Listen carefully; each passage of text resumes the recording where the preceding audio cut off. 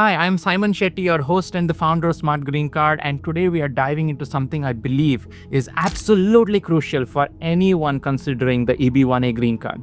The importance of cultivating what's called an evidence-driven mindset. Now, whether you're starting your career or you're in the middle of your EB1A journey or generally any career journey, this mindset will play a huge role in your success. All right, that said, let's get it started. Now, why is having an evidence-driven mindset so important, and why do I stress on it so much? Well, I can't tell you how many talented individuals I've worked with, people who have done incredible things in their careers, but when it comes to having something to prove it, they don't have any documentation to back it up.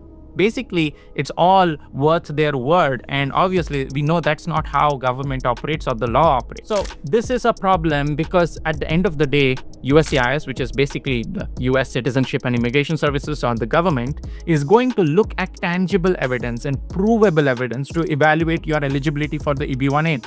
So your achievements are definitely important and the facts behind them are important, but without the proper documentation, they might as well never have happened in their eyes. Let me tell you a quick story to illustrate this point even more. This is a story about one of our clients. Let's call her Rita for privacy purposes. Now, Rita had an amazing journey and an amazing opportunity to be invited as a judge at a hackathon. Not only was it a prestigious event, but it was also an hackathon in which being invited as a judge is a huge honor and a clear sign of her expertise in the field. And after the event, the organizer actually sent her a thank you email acknowledging her role. Rita, thinking it was just a polite follow-up that they did, deleted that email one day while cleaning up her inbox. Now here's the problem. She didn't realize that this email was the only proof she would have had of her participation as a judge. So when it came time for her to compile her eventual EB1A profile, she couldn't prove that evidence. And that email, along with any other supporting documents, would have been critical pieces in proving that she had a significant influence in her field, was invited to judge a hackathon in her field, and why was she invited to judge that hackathon, which is as a result of her rising to the top of the field. And the overall lesson here, though, is that you should not be like Rita.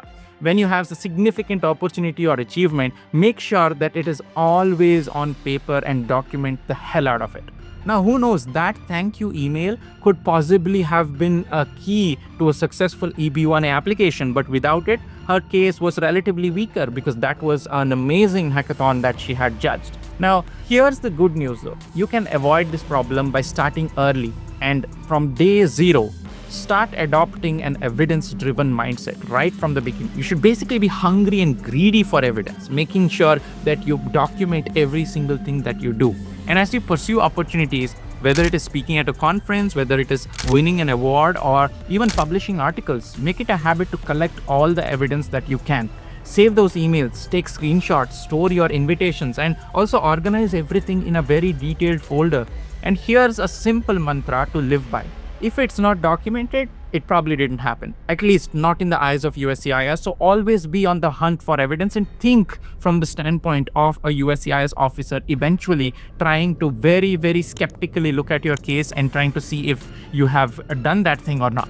Now that we've covered the mindset part, let's just talk about what kind of evidence you really need to collect. And I typically categorize these into three main categories. There's primary evidence, the secondary evidence, and then there's tertiary evidence. So firstly, the primary evidence, this is your foundational proof. These are the things that are very tangible and concrete, like awards, patents, publications, maybe invitations to speak, contracts, and so on. These are kind of like the bricks that make up the structure of your case. And then there's secondary evidence, which basically adds context to your primary evidence. It could be like letters of recommendation or even appreciation from industry leaders or colleagues. Those all things fit here.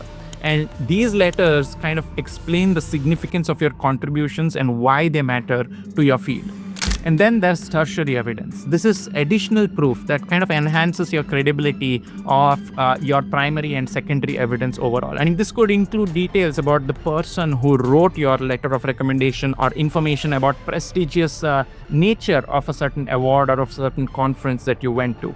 And by strategically collecting and organizing all these different types of evidence, you will be setting yourself up for success when it is time to finally submit that profile for evaluation. Now, here is something very important. We know that this framework works because it is what we've learned from working with numerous attorneys, over 10 law firms, and that are highly reputed for talent visas, including the EB1A, even the O1A and the NIW. So our team has consistently seen how this approach can simplify the process end to end and lead to a potential success in what you want to do.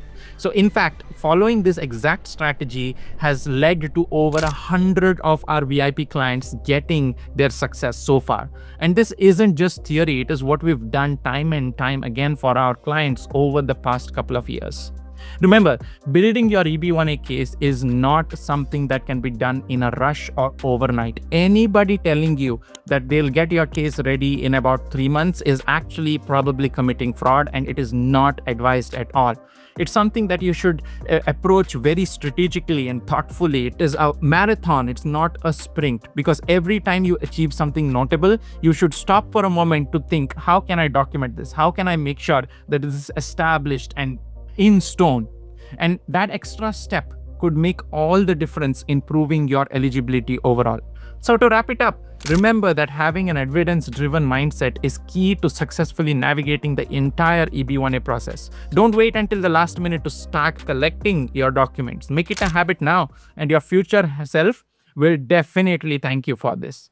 Keep track of your primary evidence, gather secondary and tertiary evidences to back up your claims, and always document your achievements all along the way. So if you're ready to get started with your EB1A journey and need guidance on how to document and build your profile, our team at Smart Green Card can help. Just reach out to us via email or WhatsApp to book a session, and we are here to guide you at every step of the way.